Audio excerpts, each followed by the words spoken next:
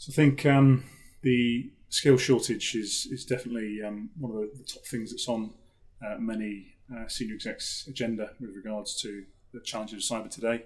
I think there's a lot of demand essentially for cyber professionals. There's a shortage of people coming through into the marketplace, and also there's sometimes challenges in terms of the types of skills that they have and how convertible they are to the new challenges and the new attack vectors and threats that we see arriving within the enterprise. So there's a bit of a skills mismatch. There's a shortage of people, and we need to kind of work with that in terms of how do we take it forward, how do we get better population of roles, the vacancies that are out there, and how do we actually bring people on from university or from apprenticeship schemes, whatever it might be, and into the industry, so they're not kind of left too unguided or too unfamiliar with the territory that they're walking into. I think there's definitely a need to be more structured, I guess, about how people will come into the organisation and into the industry itself. Perhaps we can do more around the grading of roles at certain levels and standardise the terms that are applied to different types of role, whether it's a SOC analyst or whether it's the GRC professional. I think the industry can do a lot more to really kind of make that a bit more of a seamless experience for not only the candidates that are coming in to the marketplace, but also for the recruitment agencies and the clients that are out there that need these people to come into the roles that they've got available. So I think what we've seen more recently is a big shift in terms of the operating environment that we're in for many organisations today. We've gone from traditional on-premise type environments to more cloud-focused and IoT-focused environments, and they bring with it a completely different set of challenges.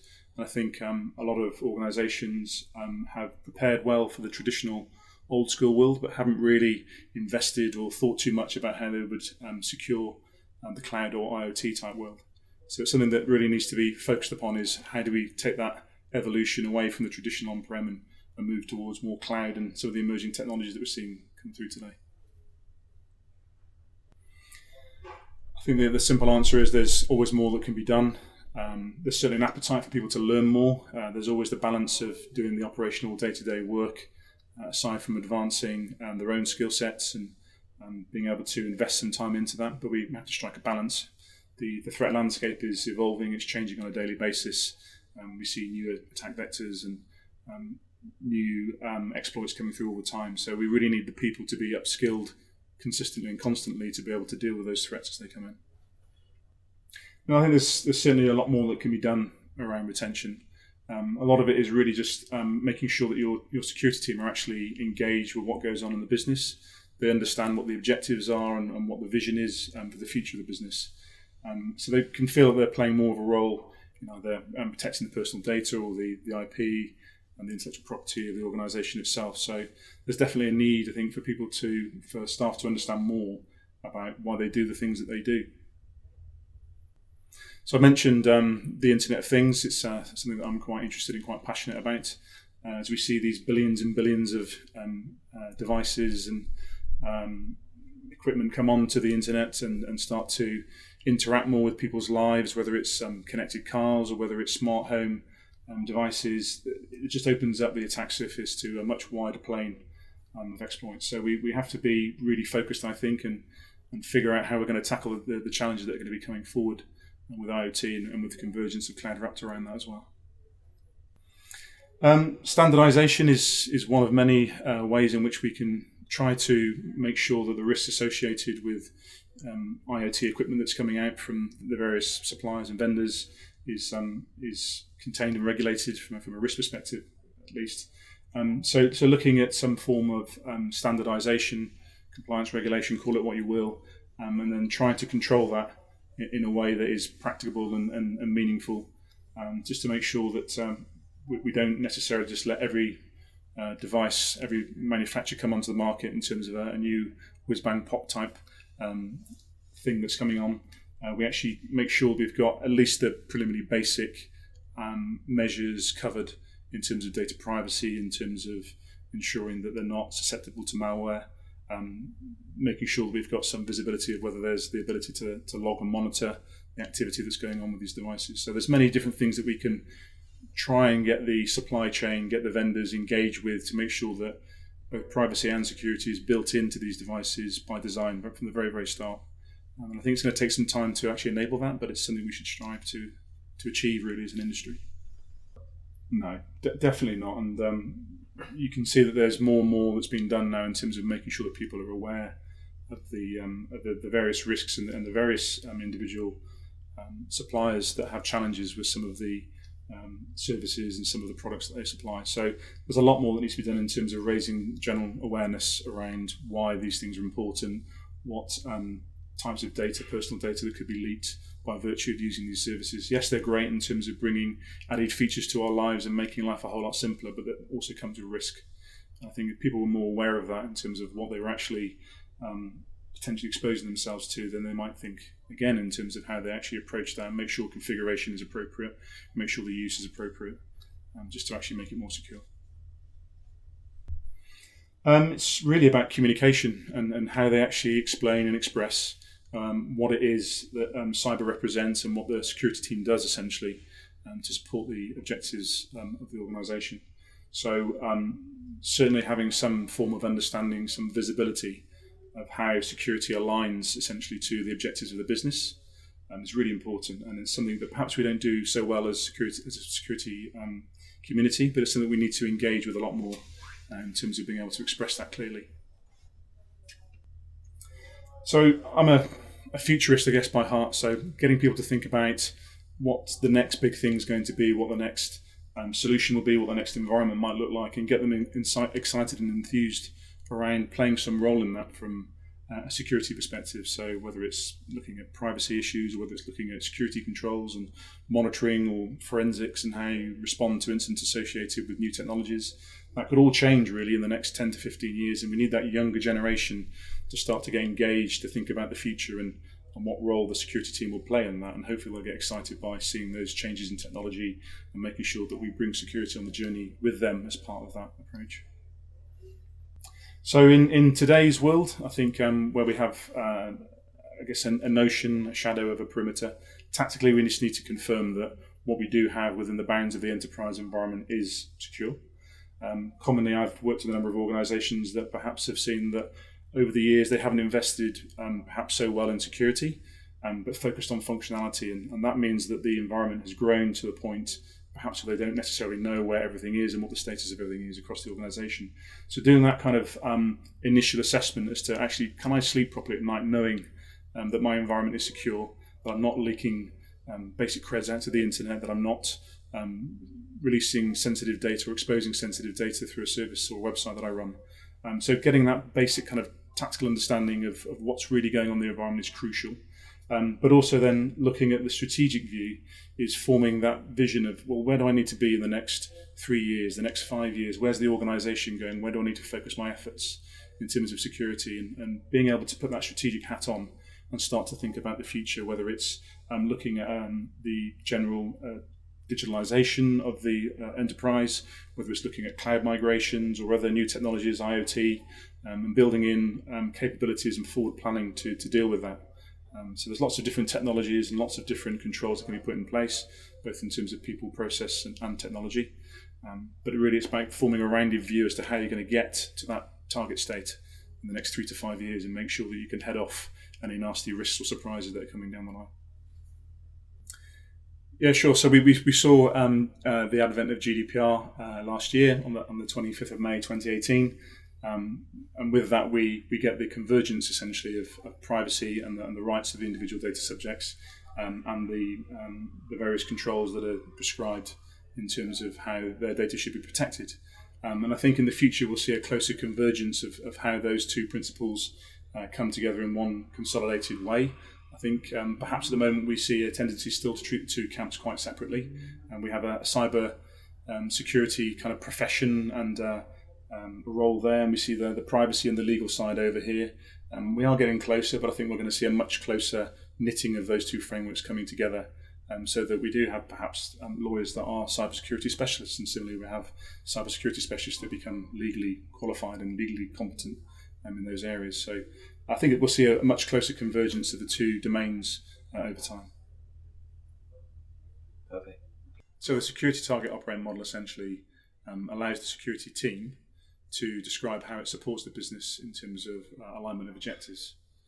So really it's a vehicle by which the strategy of the security team can be explained, usually in terms of where it is today and where it needs to be over a 3 to 5 year period.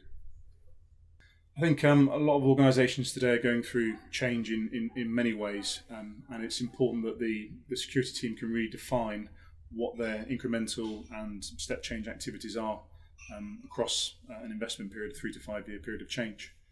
I think I see a lot of organisations that do good stuff in terms of tactical things, but they're not really thinking about the bigger picture and the strategy that needs to be explained to those that are going to be affected by the changes that are put in place. So that's one of the reasons why it's really, really important to be articulate about what the vision is for the security team in the future, and also to describe what steps are necessary in order to take you on that journey to get to the end point that you have envisioned.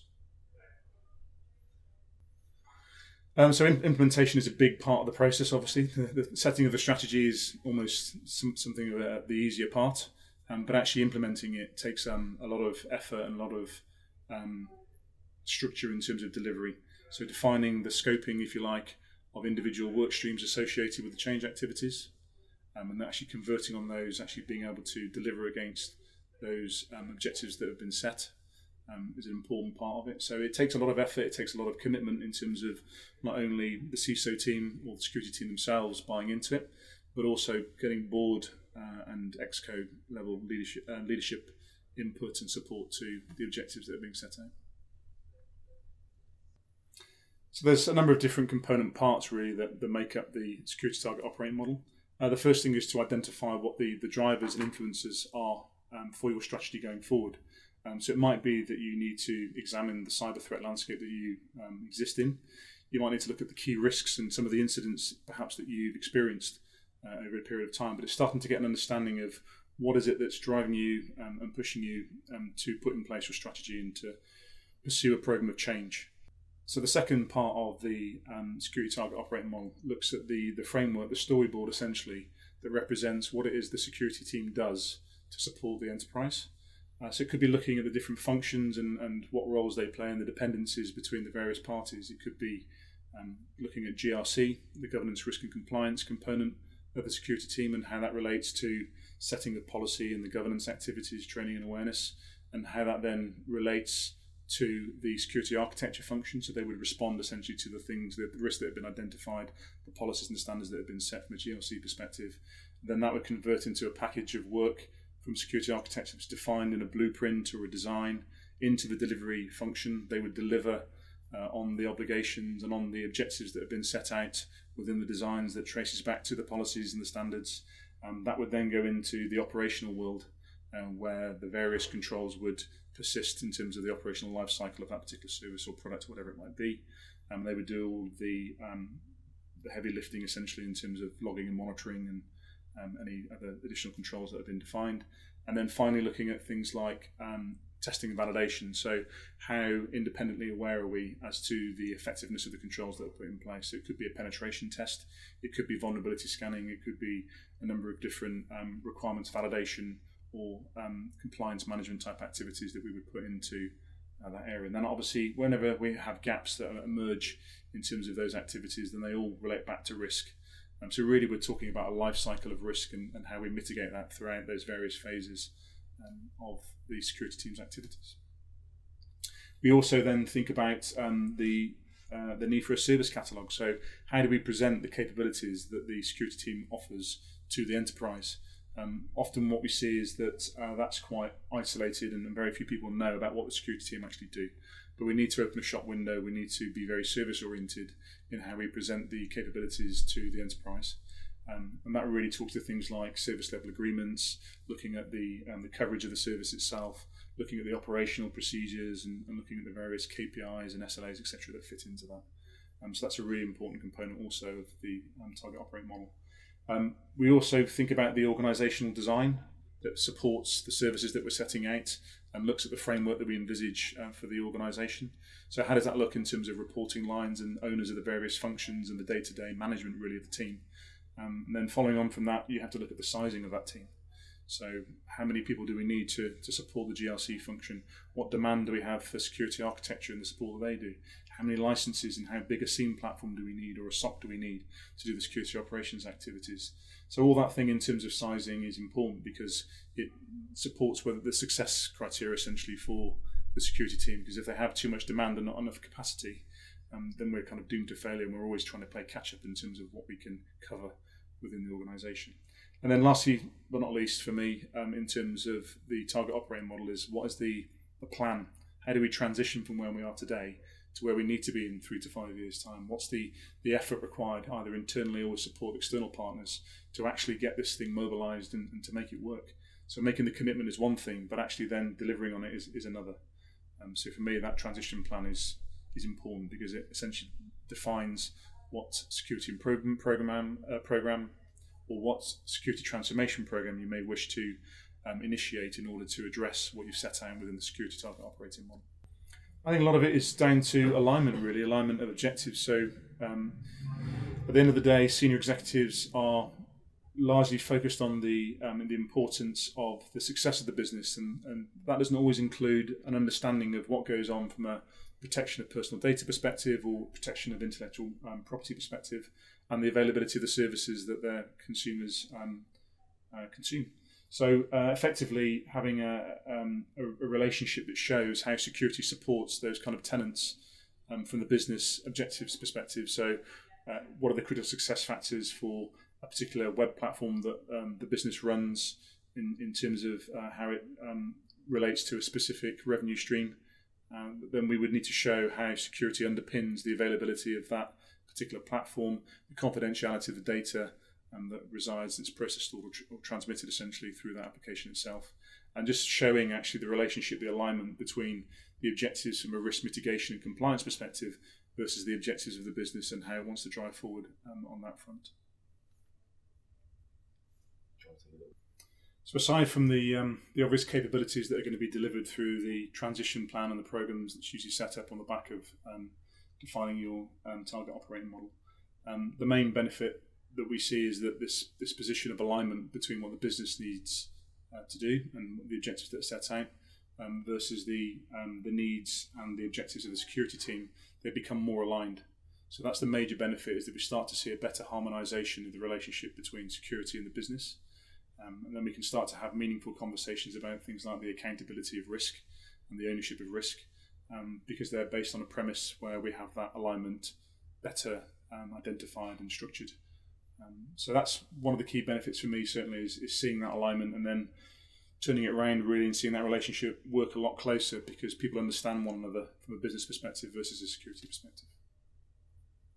There's certainly some effort required to enact, to move forward and to deliver against the target operating model.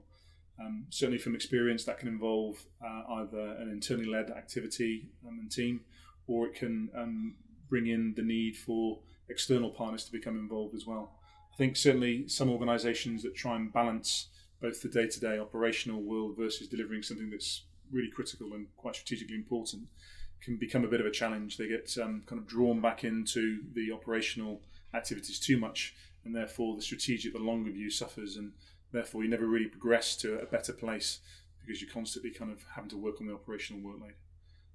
So certainly, it's not an easy thing to do.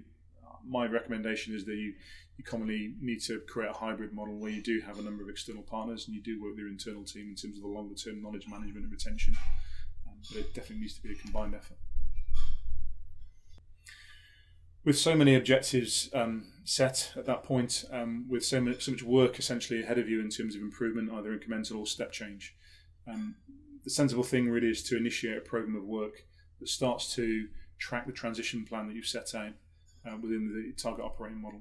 So that usually forms a security improvement program or a security transformation program, where you'd stand up a number of key work streams, either tactical and or strategic, with some prioritization around the things that really matter to the enterprise, and actually start to work on delivering that in a program-oriented way. At the end of the day, a program is something that with a defined start and defined finish. So for me, this is perfect in terms of the relationship between defining your target operating model and actually working on a program of work that actually delivers the benefits and the outcomes that you're seeking to achieve. So that's a natural next step, really. Get the support of the board in terms of what you're defining and what's been set out by where the target operating model, then actually execute on it and deliver the benefits and deliver all of the controls and the mitigating capabilities that have been set out in the target operating model itself.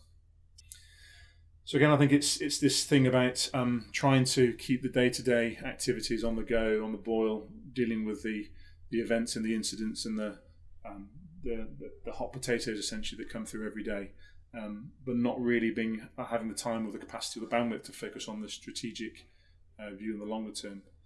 So that's typically where I see a lot of programs either not necessarily fail, but don't achieve the things that they set out originally to achieve, or they find that they're struggling against the timescales, or they're overspending on the budget, or they're not able to commit the resources to these activities.